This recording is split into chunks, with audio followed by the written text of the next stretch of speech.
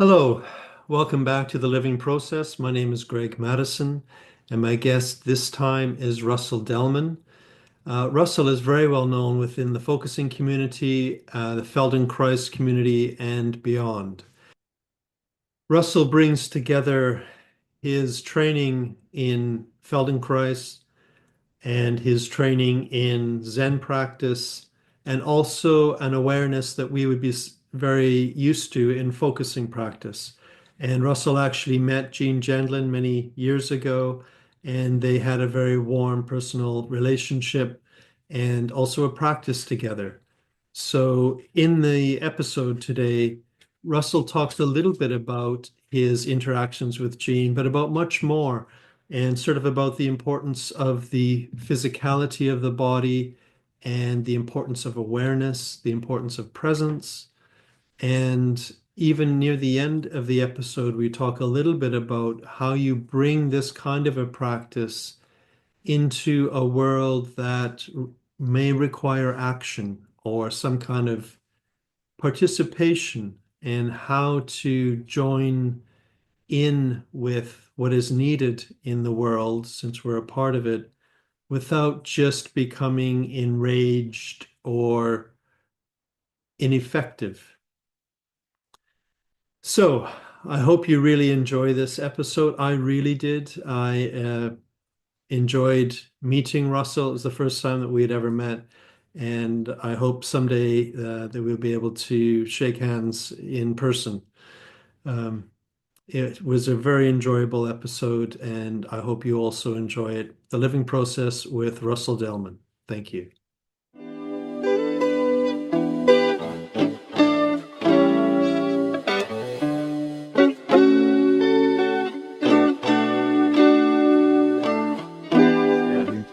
There we go. Oh, yes. Hello, hello. Hi, Russell. Hey, I recognize you yes, from pictures on the website or something. and watching a few videos. Oh, nice. Yeah. Mm. So thank you very, very much for meeting with me. Yeah, it's a pleasure to look forward to talking with you. Yeah, I've been looking forward to meeting you, and I'm grateful. I don't watch a lot of podcasts and stuff, but the ones I've seen of your interviews, I've been very taken with the atmosphere you create and the connections that you make. So that's been a great gift. Well, thank you. So, yeah, welcome. Um, I have my dog here and I have people working in my garden, so I'm hoping that's not going to interfere. Right? I hope I can meet your dog. Yes, well, you will probably, you'll see him wandering around in the background, I'm That's great. sure. So the thing that I like to ask first, with you, it's slightly different because I normally ask focusing people, like, how did you get into focusing? Um, but you're more than a focusing person. I think you incorporate what we know from focusing, but you also incorporate a lot of other things. So I'm curious just about your development. Like, how did you get interested in the things you're interested in? Mm, yeah, yeah. So, I mean, the long story goes back to my mother, but I'll literally. I mean, she was. I'll do it briefly. She was very challenged, back in the 50s as a woman living in suburban New York, and had she was quite intuitive, quite developed, and manic depressive, and really struggling in many ways.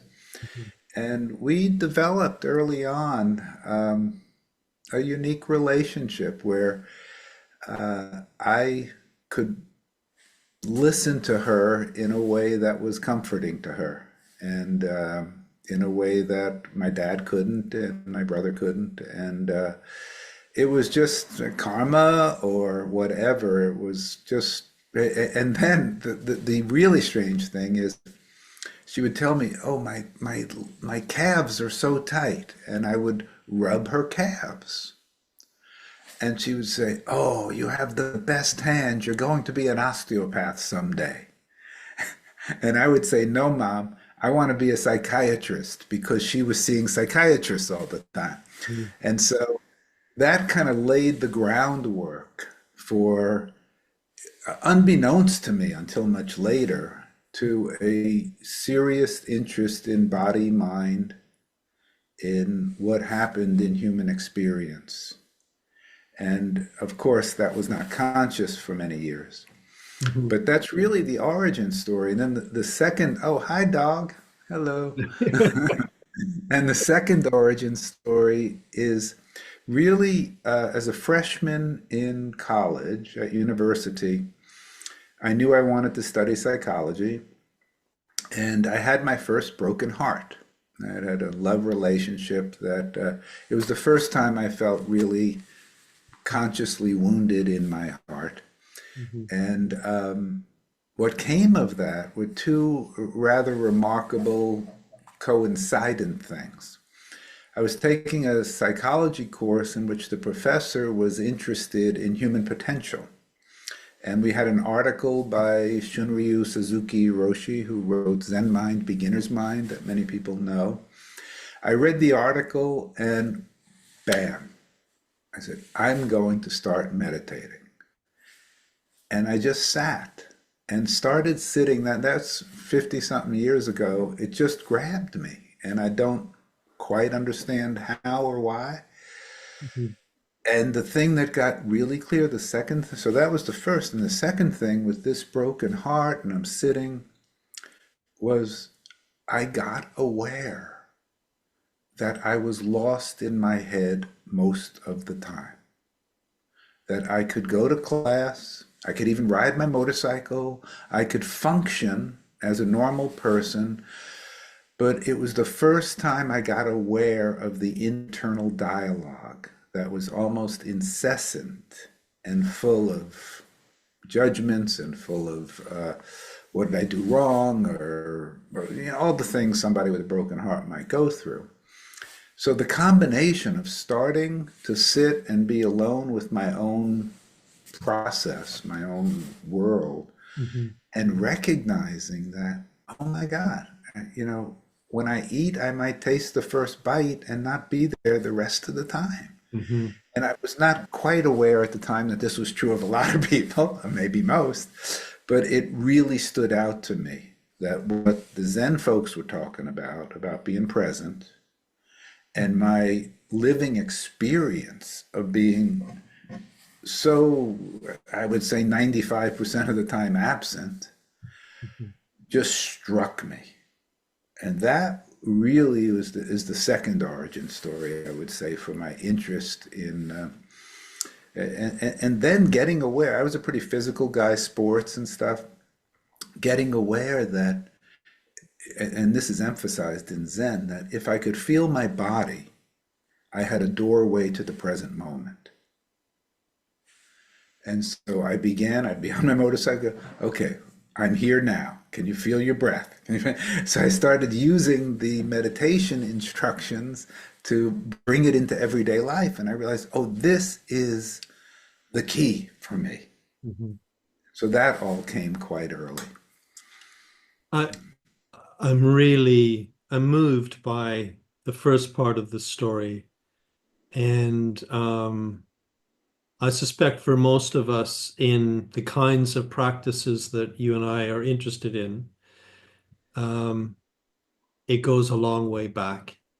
Mm, Um, it sounded to me almost like maybe partly because of your early experiences that your interest initially, understandably, would go towards psychiatry and psychology.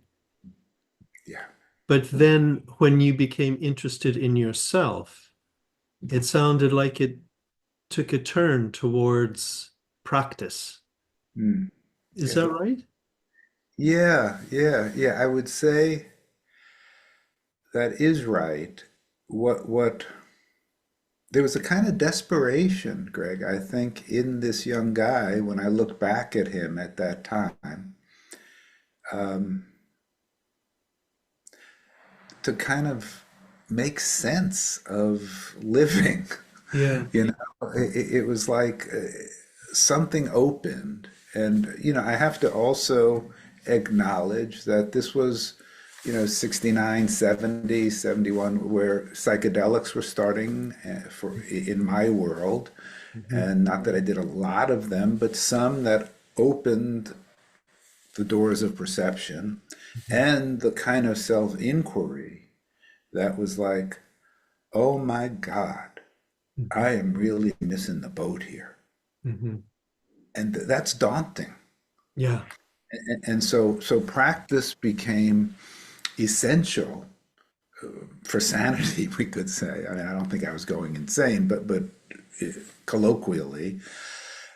And then the body connection, though that really resonated. And that's why I then moved toward yoga and Feldenkrais became my teacher and all like that.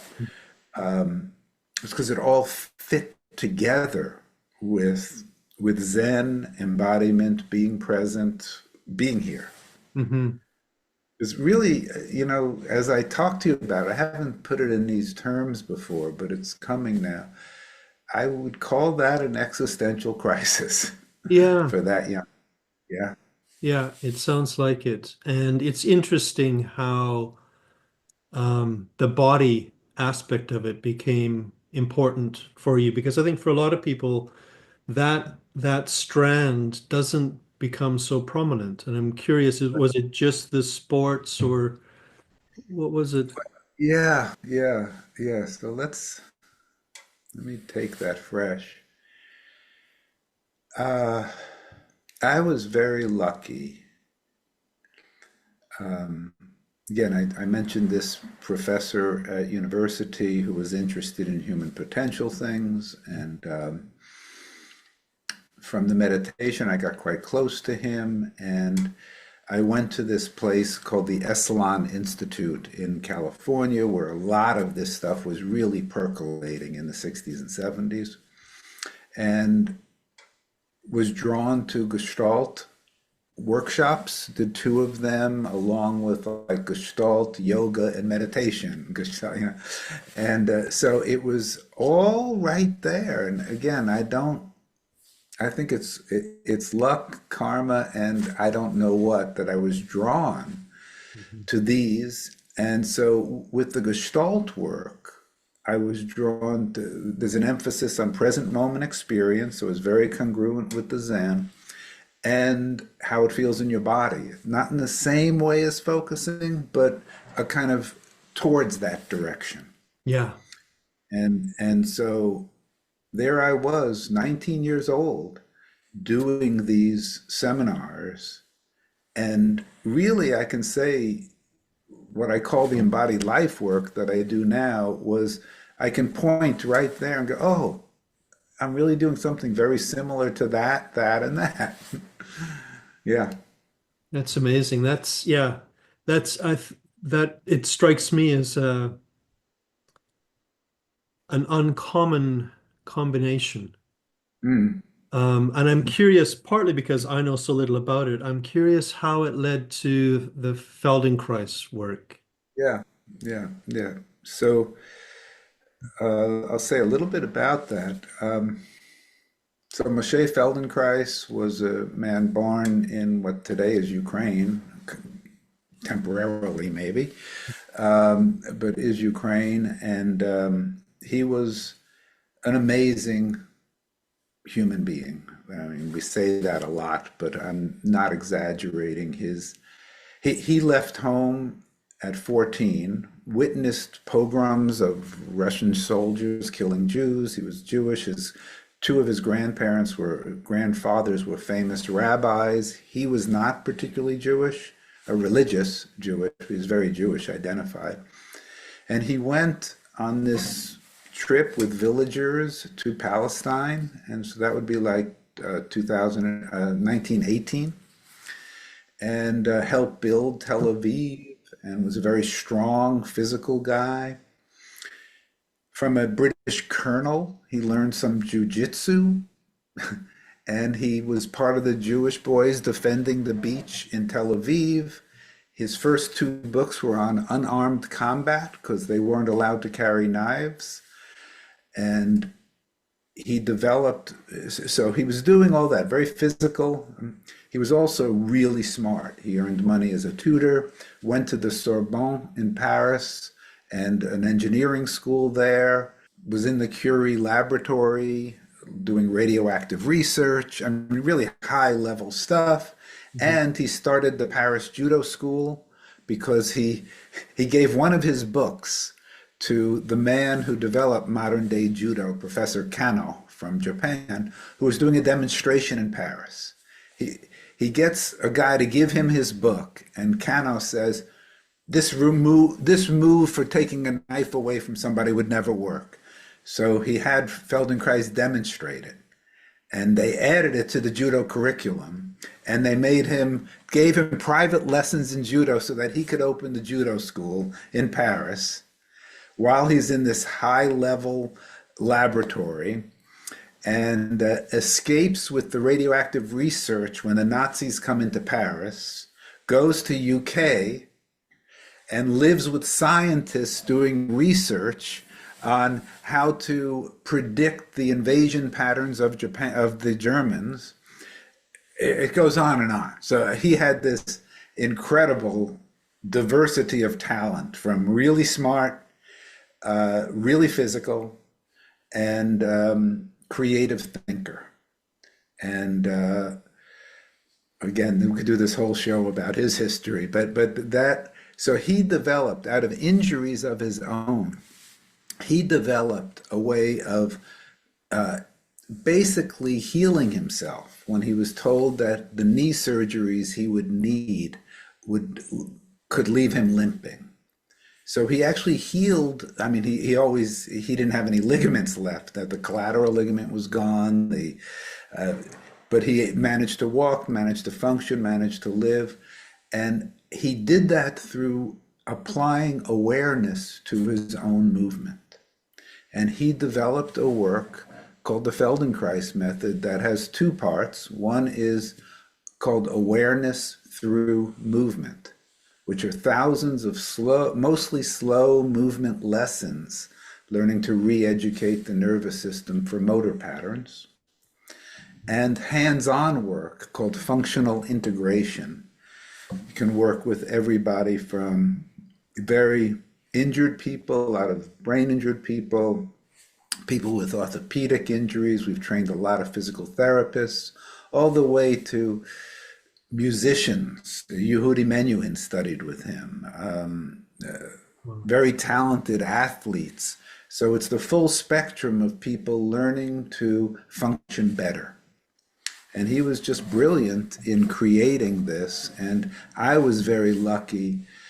When I was at Esalen, a friend mentioned, if you ever get to study with this guy, Moshe Feldenkrais, he's the leading edge for the things you're interested in. And then a couple of years later, I was living in San Francisco, and I saw a notice that he was doing his first professional training in San Francisco starting in 1975. And so I joined it. Didn't know much about the work, just that he was highly recommended. And again, I feel like I was lucky, blessed, whatever you want to call it, to be in this direction. I had intentionally not read more about his work because this is kind of the early 70s, where there was a kind of anti-intellectual, don't try to understand things in thought, experience them. So I said, okay, I don't want to go in with a lot of preconceived ideas. I want to just see what it's like. And so I was blown out, and that became my profession. That's how I earned money in the world, leading training, well, having a private practice, then leading training programs for many years. And on the side of that, I was also teaching meditation and working a little bit with what I had gotten through Gestalt work. So I was starting to develop ideas about how mind, body, and inner inquiry could work. It sounds like you were quite naturally beginning to play with the integration of these different Exactly. Exactly. The gift, Greg, was that I saw that awareness, being present and awareness was the key to everything I was interested in, going back to the original insight and how our embodiment not only could bring us into presence, but could also reveal what was living within us. So, well before I knew about focusing, Mhm. that direction was alive. And later on, through a mutual friend, a very wonderful rabbi named Zalman Schachter, who was a very well known rabbi, died a few years ago. He was friends with Gene, and he came to me for Feldenkrais sessions, and we got to be friends where Zalman was wild. He would say, you know why? You know why all the young Jews are going to the Eastern religion? It's because they experience something. They experience something. These old rabbis are dead. They're talking from their head. They don't know what. And, and so he would invite me to teach. He said, Russell, you come out Friday night, you do a little of this, get them breathing, get them moving, makes my work much easier. So I used to go to his seminars, his retreats, and teach Friday night and then leave. And because I was not a practicing Jew or anything, we just had a nice connection. So he connected me with Gene. He said, you got to call Gene Gendlin. You're hearing the same muse. You're hearing he was also from Vienna, from Eastern Europe. Okay. You're hearing the same muse. So I go, Zalman, I don't call people. I'm a little shy in that way. So after about a year of him saying this, I finally called Gene out of the blue and we connected. I'm curious. Yeah, I'm curious about that. That's that's a nice story. I'm curious about well, I'm curious about two things. Before we get to the connection with Gene, what was it in the Feldenkrais that really spoke to you? Because the way you described it, and again, I know hardly anything about it. The way you described it, it sounds like quite a very focused on the physicality Mm. and almost like a healing modality. And I'm wondering what was it that, Yeah, yeah. that's a insightful question. So from Feldenkrais's point of view, Mhm. it was really a learning modality. He liked to differentiate.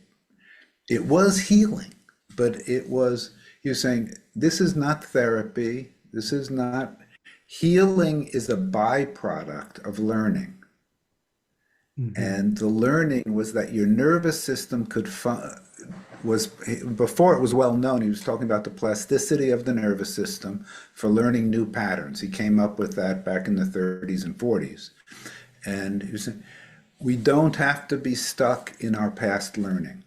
So he had done some psychotherapy as a client. He was also some Alexander work. Mhm. He was also interested in how, well, let me say it this way. Yeah, it's actually touching to talk about because somehow I'm seeing it all freshly sitting here with you. Um, I'm seeing his face. So Moshe got very interested, Moshe Feldenkrais, Moshe got very interested in how awareness is the key to learning new patterns of behavior, not only new patterns of movement, new patterns of behavior. How you, and he saw really clearly that our physical body was the infrastructure for our self-image, our thoughts, and our feelings. He saw the totality of that. And he said, we can work through the physical body at a deeper level than verbal work Mhm. because we get to the infrastructure of the breathing patterns, the sitting patterns, the how you stand. Mhm. So he got very interested in how to work with the totality of the human being so that he could get to his main interest, which was freedom. How awareness can lead you to making really new choices about your life. And I think this came very much from, right, he was living in Israel by this time. He came back from the war, was good friends with Ben Gurion, the first president. He was seeing the people come back from the concentration camps. He was, who were the people who were able to survive these environments? He got passionate about that. And he said, what do we need to, and this is very germane to the world today, to have people thinking for themselves, Yeah. to the gift of autonomy, the gift of agency, the gift of the I in the human being. How do we support that? I mean, he didn't use that language exactly, but freedom was his main goal for humanity. And so he saw it really in such an integrated way that working through the body was working with that person. That sounds fascinating to me. I want to say it back to you, knowing that I'm going to miss a lot of it. But first of all, it reminds me a little bit of Reich, the Reichian ideas of character armor and all that sort of thing, that working deeply with the physicality of the person is in some way working with the whole person, much more than working with just what they say. Mm. Um, but the important thing that you just said, one of the important things is the foundational aspect, it sounds like, is awareness itself, but not, oh, this is what it's a question really. I'm not reflecting, I'm asking. When you talk about the importance of awareness, I instinctively agree with that. But it sounds like you're not just saying awareness, you're saying awareness of the concrete physicality. There's something about the combination of the two. Is that right? Mm. Yeah. So often people who are interested in awareness kind of jump over the body. Yeah, exactly. They become aware of their thoughts, if they're thinkers, aware of their emotions, if they tend to be feelers. And I always like to say the thinker and the feeler tend to get married and have a hard time talking to each other. But, but the missing link so often is that embodied presence. Mhm. And so his emphasis on finding, do do you walk, are your shoulders, do they tend to be lifted and your chest compressed, or are you in the, Mhm. Trumpian pattern of that, or, and how are you embodying, and can your nervous system learn new ways of carrying yourself? Mhm. He was not uh, so interested in working with the emotional awarenesses that came out of that. Mhm. That's something that some of us, as his legacy, have added. That was not intrinsic to Feldenkrais method, maybe a missing piece in Feldenkrais method. But and probably part of why the Feldenkrais method has been adopted mostly in the world of physical improvement and less in the more global way. But you mentioned Reich. It's so interesting. He was teaching at Esalen at one point in 1972. He was brought over by kind of the bigwigs there because they had heard about him, and he had these major arguments with the Reichian, with the bioenergetic people, the people who were all into working it through the body, working it through the, and he said, human beings are not steam engines where they have this pent up energy. So that whole concept is wrong. We have to look at this brilliant brain and how it gets into patterns. And so he was talking from a totally different model. And I don't I think there is value to the Reichian perspective, bioenergetic perspective, to the view of pent up this, pent up that. But he loved to ask, not to ask, to point out people's primitive thinking, he would call it, and and really challenge people. I mean, that was my first experience of him in the San Francisco training. Was he would challenge, we would say something. A lot of us were hippies or this or that, and we'd talk, oh, the energy flowing through after a lesson. What's energy? Do you know what you're talking about? Tell me what this energy is that you're. He would just, Yeah. because our thinking was very primitive, I would say. It makes me wonder if he was interested in the concreteness of the physical body, but he wasn't interested in concrete thinking. Yeah, yeah, nice distinction. Nice distinction. One of the great gifts that I think he brings, and I don't know that it's appreciated enough, it certainly was central for me,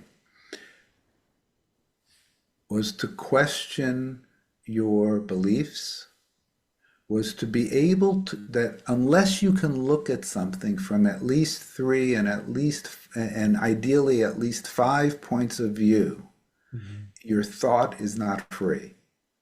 Mhm. That if you can only see this perspective on something, you're seeing out of your conditioning. Yeah. You're seeing out of your cultural or family or personal conditioning. If you want a free thought, you need to be able to look from multiple views, but Mhm. then not get paralyzed in your action. It's not that everything becomes equal. It becomes, he loved Rousseau's comment, until you can argue passionately from your from the other's point of view, you don't really understand your own. Yes. Isn't that brilliant? That is fantastic. Yeah. Yeah, no, I love that. It reminds me of times when I have purposely tried to think something through from the opposite point of view Mm, and noticed what difference does it make in my body? Does it make me feel more alive or more sort of expansive or less? mm, Often it makes me feel more expansive, and I don't think it's because that reframing is necessarily true, mm, but it stops me from being trapped in the previous, mm, as you say, conditioning or sort of way mm, of thinking.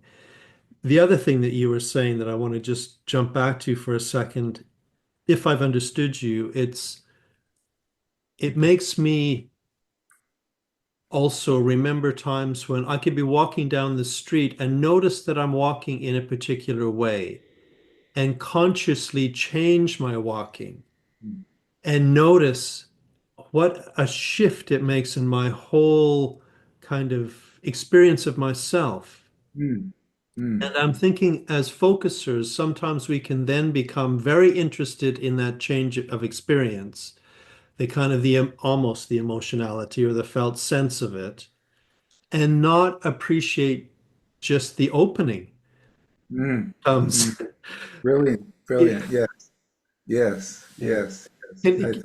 Can we go back to when you met Jean and sort of I'm wondering because you're coming from complementary but slightly different angles, I'm wondering how that worked for the two of you. Yeah, yeah, yeah. Again, I get to go into memory, and Jean is so. Yeah, I feel like I can have these intimate pictures of Moshe, and now Gene comes in, and Yeah. it's great to have him in the room while we talk. And yeah, so I called him out of the blue, and part of the motivation, as I said, was Zalman encouragement, but also what happened. I was teaching in Munich, and I was doing what I called Embodied Life seminars, which had a lot of Feldenkrais movement, had meditation, and had what I called guided inquiry, where I would guide people to listening to how their body is, how their life is living in their bodily experience. And I had a woman come up to me who turns out she was a focusing teacher and gave me a book on focusing and said that, no, actually gave me, it wasn't Jean's book, it was excerpts from Ann Weiser Cornell, one of her things, and said, you must know focusing. I said, no, I don't. What is it? I've heard of Gene Gendlin through a friend. He goes, well, what you're teaching is so similar. And I said, really? And so then I read that and I said, wow, there's a lot of overlap. So that was also part of my motivation in finally calling Gene. So we got together, went to his house in Westchester, and we just hit it off really in a lovely way. He was an amazing, as you know, I'm sure, an amazing listener. Hmm. I don't think I've ever been with anybody who had that capacity for not only empathy, but really, really taking in what you were trying to say. Hmm. And he had this amazing ability. I mean, he was so brilliant. You know, I don't consider myself especially smart. He was brilliant, and yet you could talk to him and you felt like he was there learning from you. Yeah. Amazing experience. He always had these legal pads next to him. And he would, oh, wait a second. He'd pull his legal, can you say that again? Say that in another way. And I'd leave there feeling like, wow, I felt so seen Hmm. and valued that it really said, no, there's something here. Yeah, I'm onto something, but this guy is taking it much further. And so I got really interested in, I then studied with Ann Weiser Cornell, and she and Jean became my committee for becoming a focusing, whatever they're called. And so I would meet with him, and I took her for, what are they called? Not segments, for Levels. levels. There we go. And that opening to the focusing world showed me two main things. One, I was I was in a very good direction, and boy, did I have a lot more to learn. Because it was clearly so much more sophisticated, so much more articulated, so much more teachable, so much, so much mores. I could imagine, especially with Anne and Jean, that you might find new ways of teaching. Uh, Mm. but it's not clear to me what you would have picked up that was new, because it seems like you Oh, were so much in that direction. yeah, yeah. So, yeah, let me let me see how to articulate that.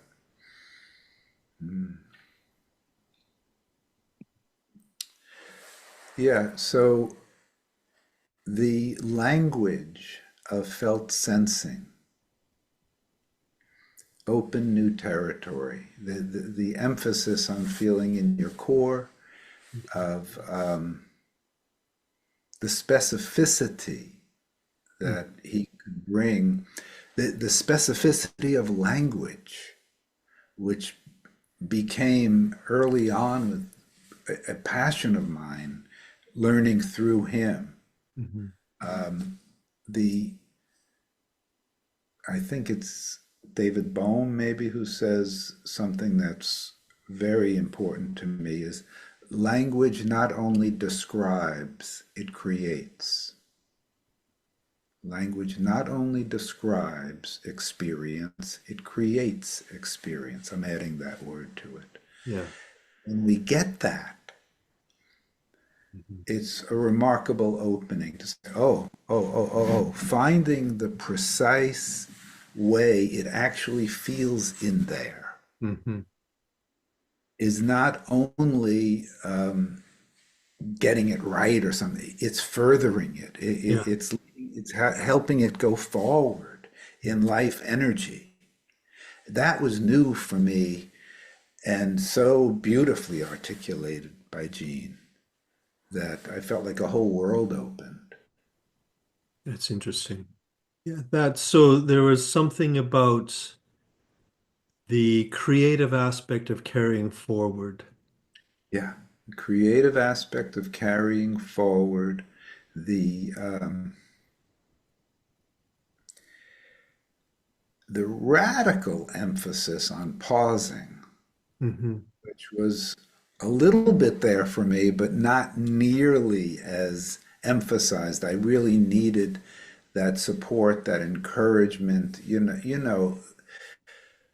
Especially when you're teaching, the you don't like to have a lot of dead space. You're going forward. You're bringing new things, but to learn, oh, this is not only good; it's essential Hmm. for people to really get what's going on inside and to be encouraged to what we say in Zen, turn the light around, Yeah. turn the light from looking outside to looking in.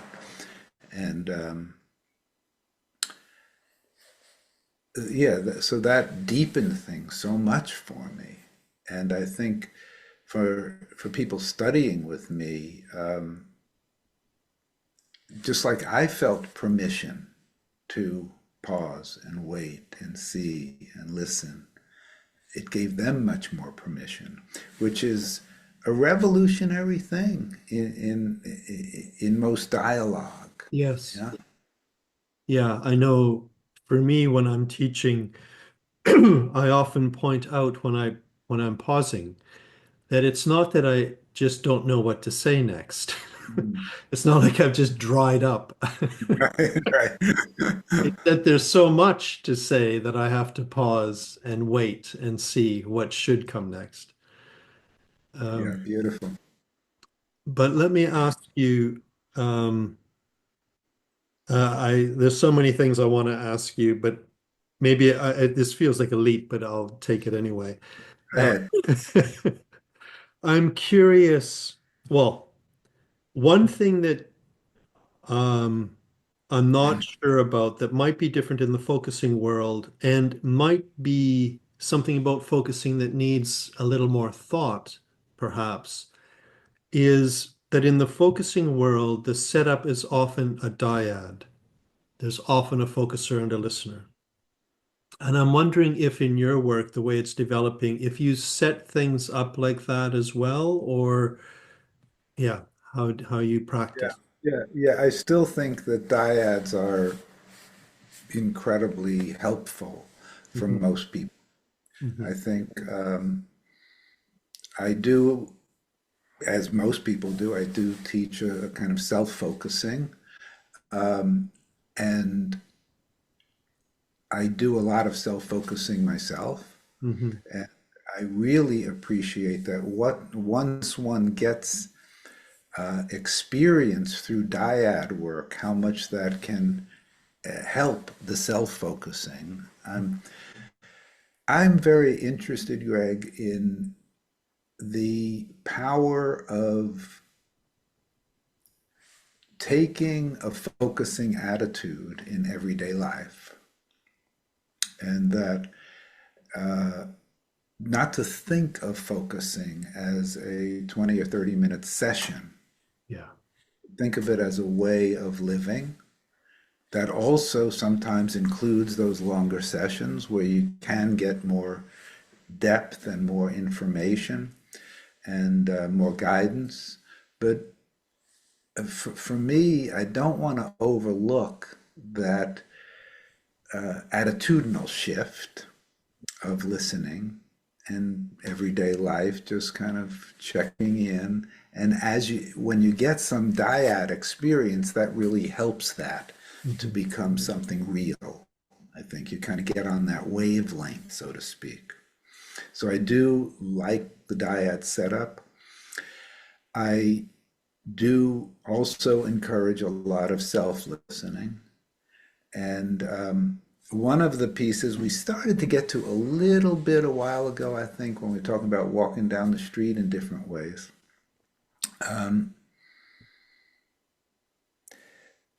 I think one of the uh, gifts of presence is just to be present. Just that life is a gift right now, Mhm. sitting here with you in this moment. I'm sitting in this chair. I know I'm here. I can go toward, if we took some more time, the felt sensing of this moment and get more detail about that. But I want to argue for that initial experience of just being alive in this physical body, in this moment. There's always an environment in every moment. There's always a physical body in every moment. And to open to the gift of that, that is the language isn't right, but it's close. It almost precedes the interest in the felt sensing of the moment. Mhm. To just have this and have it be engaging and enough, Mhm. and then sometimes pause a little longer and go deeper into the felt sense of it. Mhm. But it's like the felt sense is already there in a certain way, not articulated, and it's just here in being present in your physical body and being alive. And I don't want to skip over that. Yeah. Does that make sense? I don't even know if I'm making sense for you. Well, yeah, let me say it back to you. It does make sense, definitely to me, intuitively. And I want to just check whether my version of it is what you're pointing at. Because I do definitely value that sense of, first of all, simply bringing my awareness to myself, whatever a self is. For me, I usually start with my physical body and then go a little bit beyond it and then a little bit more beyond it. And there's something about the beyond that somehow invites my body into a larger context. Mm, mm, And I don't want to be honest, I want to focus from there mm, more than focusing in kind of a mm. Yeah, getting too small down inside of myself. I yes, really want the space around it. yeah, I think yeah, that's similar to what you're saying, and yeah, not going into the focusing stance too quickly. yeah, yeah. Nicely put. Yeah, we are inseparable from this space that we're meeting in, both the space with you right now and your room and the space that I'm physically in, my room, are part of this interaction, part of my beingness in this Mhm. moment, inseparable. Mhm. And it's so easy to think that the essence of this moment is what I'm saying or what I'm feeling, when the essence of this moment is much bigger than that, although it includes those, of course. Mhm. Mhm. But if we emphasize too much the inner Yeah. experience, there is a kind of, it's almost like a seduction Mhm. of a certain level of experience. Mhm. And what I want to say, and this is not meant as a criticism of focus. I hope you get how much I appreciate and love and value. Mhm. But as much as there is a valuable distinction between felt sensing and usual emotions, or felt sensing and particular wavelengths of feeling, it's very easy for focusers, I feel, to get so interested in that feeling level of experience using felt sensing language, and it is a felt, but it's somehow not inclusive enough at times, as brilliant as it is, Yeah. right? So I'm trying to walk a fence here that is Yeah. understood and not misunderstood. Yeah. No, I appreciate that. And I would invite you even more so onto one side of that fence in a moment. Um, for me, a concern I have about focusing, it might be very similar to what you're describing. It's that we can get a little bit seduced by kind of the next step. We're kind of looking for Mm, where is this going? And it can be sort of a narrow channel in a way mm, rather than a larger context. yes. And the narrow channel is already a preconception somewhat. And for me, I think focusing is very powerful when you almost take a step back and begin to pay attention to the way you frame the whole thing Mm, so that mm, the focusing process becomes wider and wider rather than kind of being pulled down further and further, which can also be very useful. mm, mm, But mm, sometimes you can get a felt shift that sort of really opens you up again. mm, And in focusing, I think we don't stay with that long enough. Kind of beautiful. looking for what's the next step of trouble or what needs attention. Yeah, that's so great. That's so. Let me make an analogy here, which I think from our conversation should make sense. When I was talking about Feldenkrais, and I was talking about his big vision of freedom of the human being, Mhm. and that because it is so good therapeutically for dealing with pain and dealing with physical limitation, it gets condensed to a kind of sophisticated physical therapy. Yeah. I see something like that in the focusing world because it has such great therapeutic applications. It's bigger livingness of the the joy of being alive, the just this is enough very often. And that, of course, I come to through Zen practice and the the gift of present moment awareness that isn't particularly feeling based, isn't, but it's not ignoring feeling. It's Mhm. not particularly thought based. It's not particularly forward, where are we going next? It's really, we're here together. That's, I mean, I can get a little corny sounding. This is love. This is a love of life. This is a gift of life, and to not turn it into how do I get better, Yeah. or what's the next thing, or what's wrong with me? Oh, I should have this more often. Let me look at that. Yeah. Is a real error of a brilliant something that is often brilliant gets compressed in an unhelpful way. Yeah. And I totally agree with that. And as I was listening to you, I was thinking the feeling sense is still there. It just becomes slightly more subtle. Yeah, Um, that's right. yeah, it's not absent.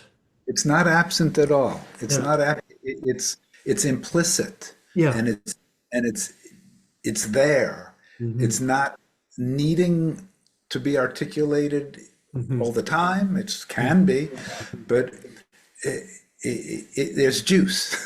There's juice there. I don't need to say what kind of juice it is right now. I can feel the juice.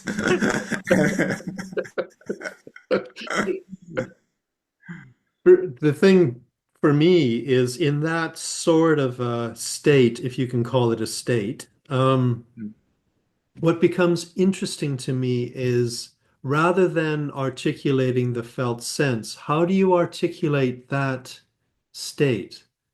mm, Like how can there be a kind of an understanding of that beingness mm. without it be in any way restricting the beingness? Yeah, yeah, yeah. So this is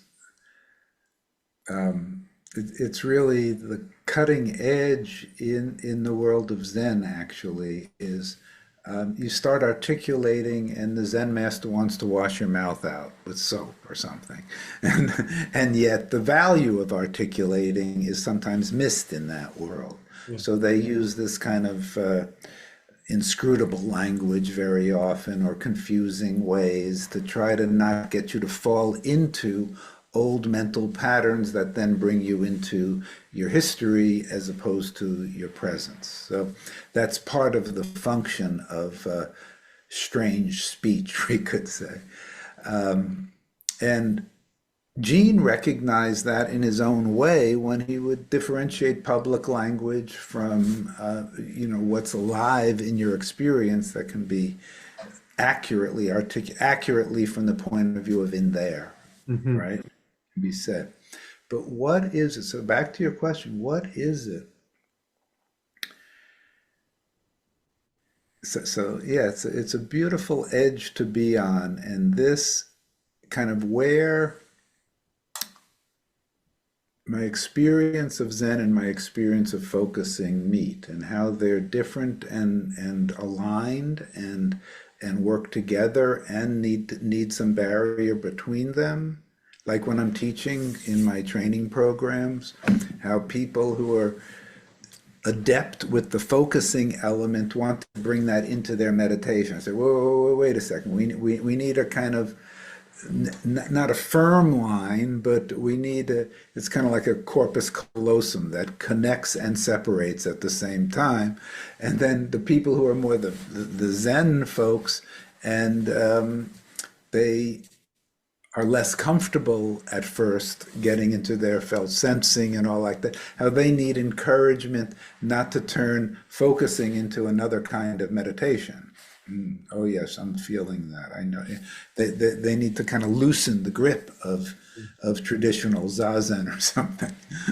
So, so it's a very familiar edge for me, and in everyday life, it kind of plays like that. It plays like, there's nothing to say, and now it wants some words. Now it wants some expression. It's part of my passion for poetry. It wants you a unique expression, or sometimes it just wants a hug, or it just wants a big smile Hmm. of of the gratitude for being alive just in this moment, and the irrepeatable that this is unique and we're here. Hmm. And and how did that happen? I don't know, but I'm just going to celebrate and continue being here. I mean, that does, I'm curious if this is true for you. For me, the kinds of practices that I think you're talking about and my focusing practice, it it does lead me to, I don't think it leads everyone. It depends on, I guess, the purpose for the practice for each person. But for me, it does lead to questions of what is this? Mm, Like, what is mm, this? What is it? Why does awareness make such a mm, difference? What is awareness? And is it mm. mine or am I its? Or, I'm I'm Yeah, curious yeah, if you get in that territory, what you make of it. yeah. Well, let me start with a story. Mm. So there was this is a true story. There was a conference, a Buddhist conference, and there was a Theravedic Vipassana oriented teacher, mindfulness and all. There was a Tibetan teacher, and there was a Zen teacher. The Zen teacher was a Japanese guy who I had actually studied a little bit with, and he picks up an orange and he goes, "What is this?" What is this? He's kind of samurai, Rinzai, what is this? The Tibetan guy goes to the Vipassana guy and says, they don't have oranges in Japan? Right? So, so we can get a little bit out there with what is it really, Yeah. you know? But for me, though that really, that level of questioning rarely exists. Mhm. There really is, um,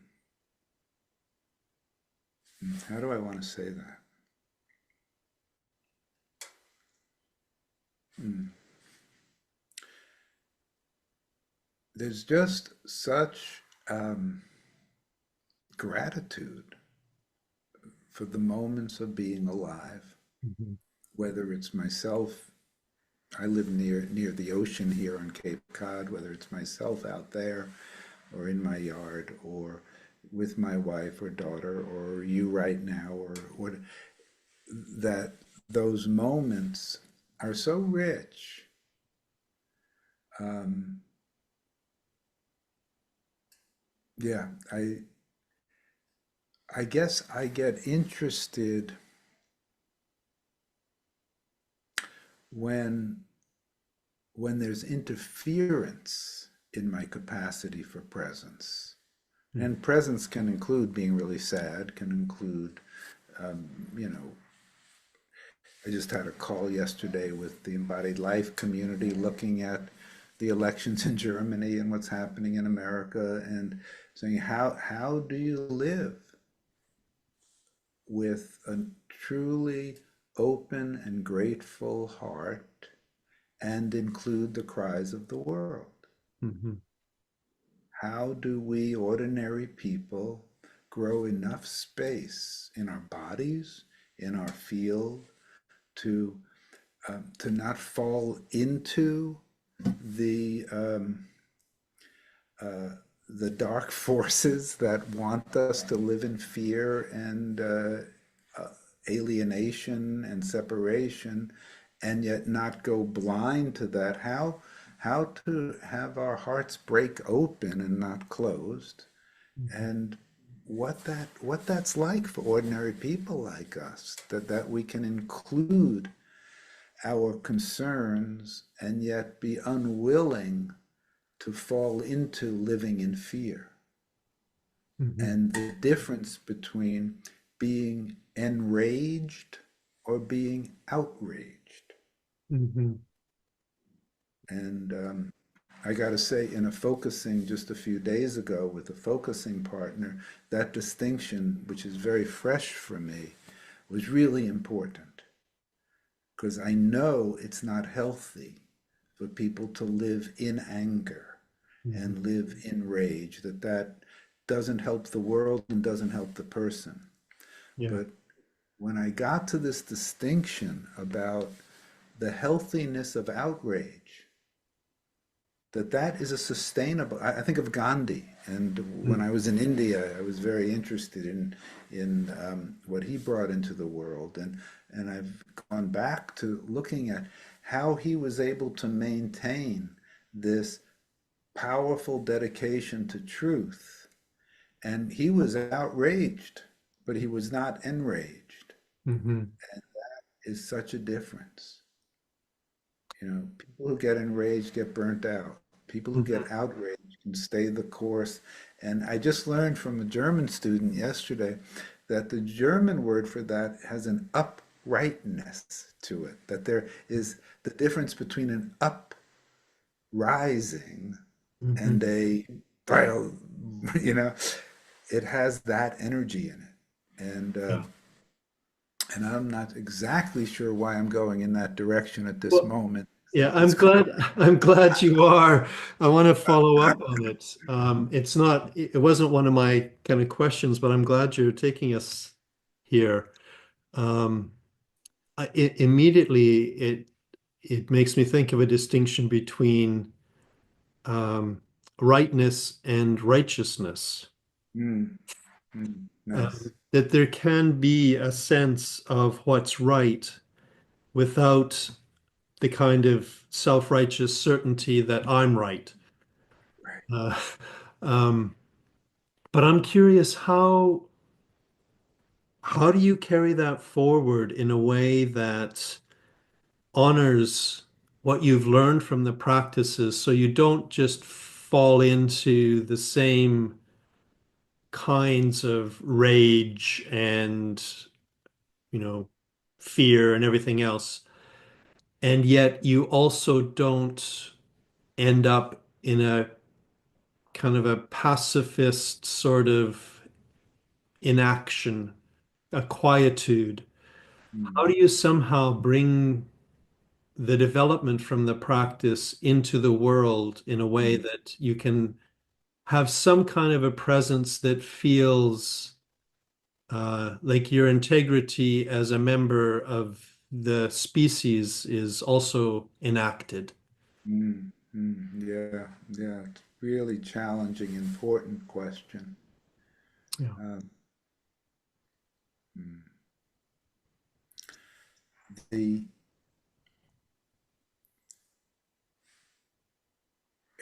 I recognize how essential it is that. No, I want to start differently.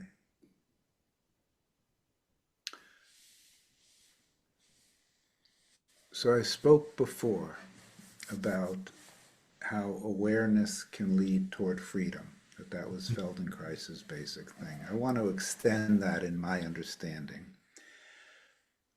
I see a direct line from embodiment to being present, right?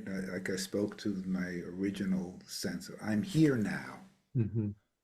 That being present is a precondition, but not the same as being aware. Mhm. Presence opens that door. We can go through it or not. So embodiment opens a door to presence. Presence opens a door to awareness. And awareness opens a door to freedom. You don't necessarily go through those doors, but there's a kind of that's my experience with that. So so the power of moving from embodiment to presence to awareness, the what happens between presence and awareness is our attention. What do we bring attention to, and how do we bring that attention? We're present and we're moving toward awareness. What is the segue there? It's how am I attending to the world? How am I attending to myself? Which includes what are the stories I'm telling myself about the world and myself. So once I see that, I go, oh, okay. It is really important that I don't fall into the storyline of how terrible everything is in the world, that I remember that we are living in a time when there are higher percentage of people being fed on the planet than ever, that women have more rights around the world than ever, that there are a lot of really great things happening in the world. So I'm not going to fall into everything is going to hell.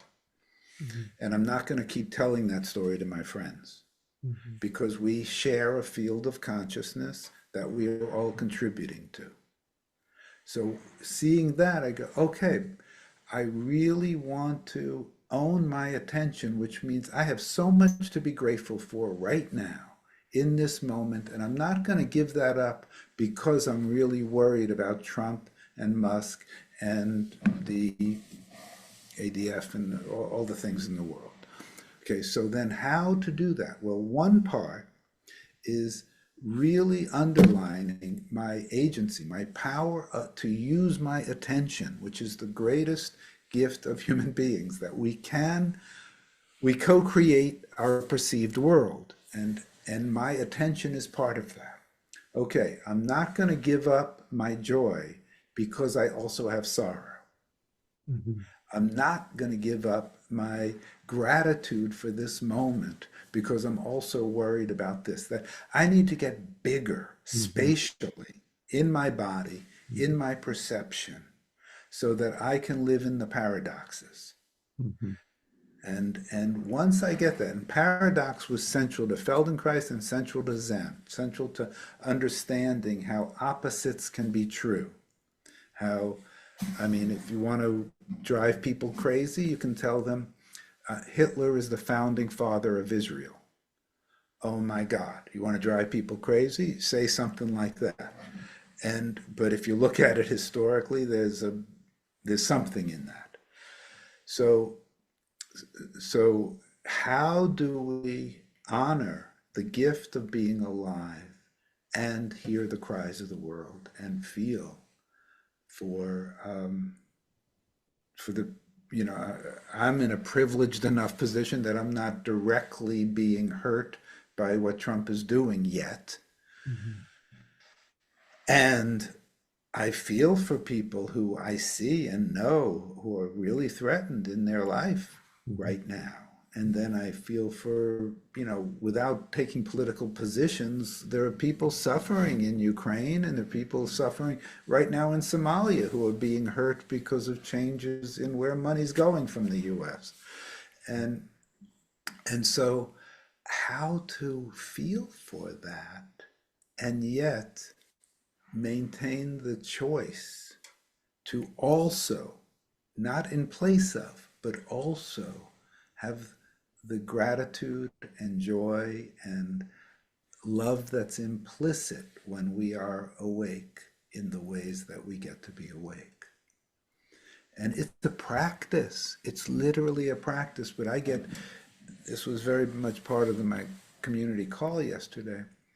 We affect each other and we want to tell the truth about our fears and our concerns, but consciousness accelerates in groups and grows, and we can leave each other feeling, oh wow, I really needed to say all that, but now there's more fear in the world. Mhm. Now there's Mhm. so we need to be really make good choices about how we use our attention, how we use our language, and not be Pollyanna, everything's going to be okay, don't worry about it, life unfolds. Not that, Mhm. and not, oh my God, we are in, so it's tricky. Yeah. And don't have easy answers, but that's the way I can look at it. Yeah, I find that very helpful. Um, it reminds me of something we were trying to teach in our last training a couple of weekends ago, where I introduced this idea of the joy of listening. Mm, I introduced that because I felt like too often in a focusing listening dyad, the listener was becoming over involved in the focuser's trouble. mm, And mm. almost like to be a good listener, I'm going to have to end up as troubled as them. Otherwise, I somehow haven't done it right, or Yeah, I've yeah, been irresponsible as a listener.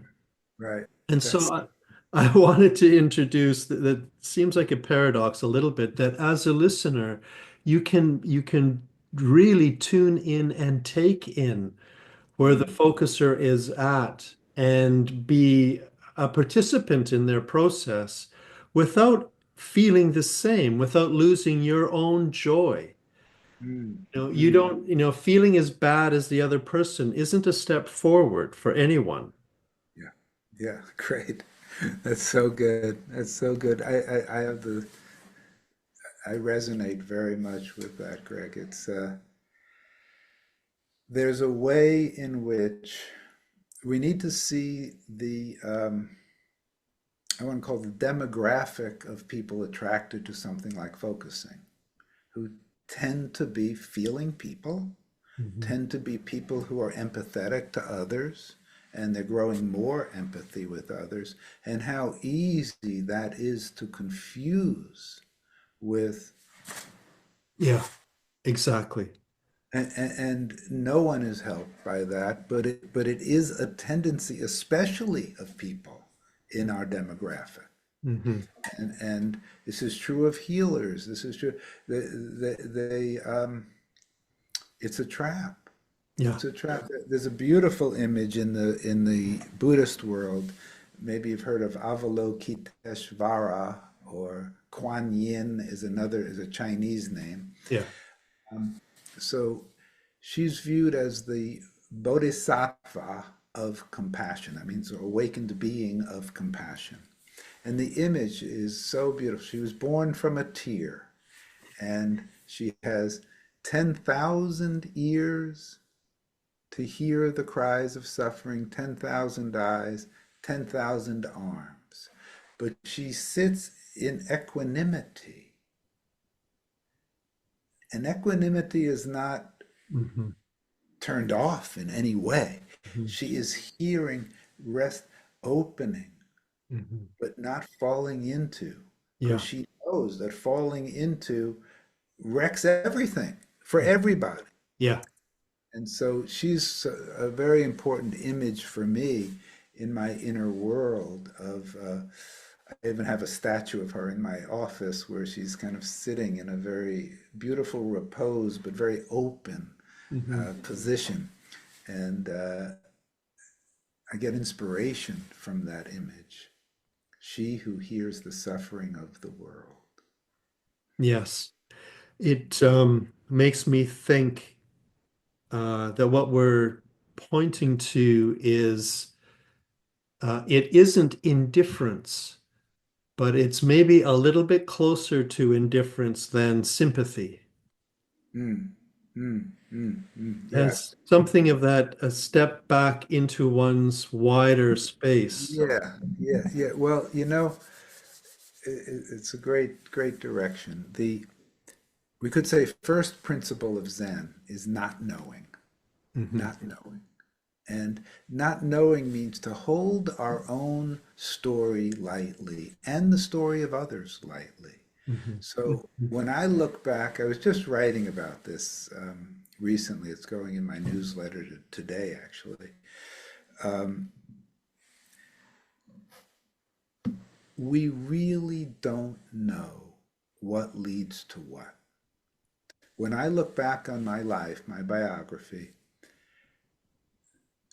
a number of the really worst things, the car accident that really hurt my neck significantly, um, I wouldn't wish it on anybody, but it was essential to my development and my understanding, my experience of compassion and pain and et cetera, et cetera. And I look back at that broken heart I described at the beginning. Would I get rid of that? Wow, Hmm. that I don't think I would have been on that cushion. I would have been drinking beer with the boys. Hmm. I mean, I also did that, but it would have been more central to my college experience. So, it's hard to say what unfolds into what. So it's really wise to um, to question Hmm. the goodness and badness of things without turning everything into, well, I guess everything's okay. Yeah. No, we Yeah. take steps, but we don't come to conclusions Yeah. about, you know, and it's, Yeah. That I feel a relief when I hear you say that, holding one's own and others' stories lightly. It's not the same as a kind of a whitewash that everything's lovely. mm-mm, It's just not, I mean, you can feel it bodily when mm, you're holding something in a way that it actually constricts. Your body immediately goes, whoa, you're making me way too small here. yeah, beautiful. That's right. That's right. And notice your gesture goes beyond body. Yeah. And like we were talking about before, Yeah. It's like what we call in my work, the spatial body needs to be included to really have Yeah. closer to the totality of your experience. Yes, that the physical body alone is too small a container for a human being. Exactly. Yeah. Yeah. Mm. Thank you. Mm. I'm Mm. just I'm aware of the time. I want to just ask if there's anything that you're uh, passionate about at the moment, or anything that you especially would like to mention or say. And I'll put a link so people can find your work to make sure that they can continue on. Mm. Wow. Well, first, I'm just mostly what I'm feeling is very grateful for you and the conversation and the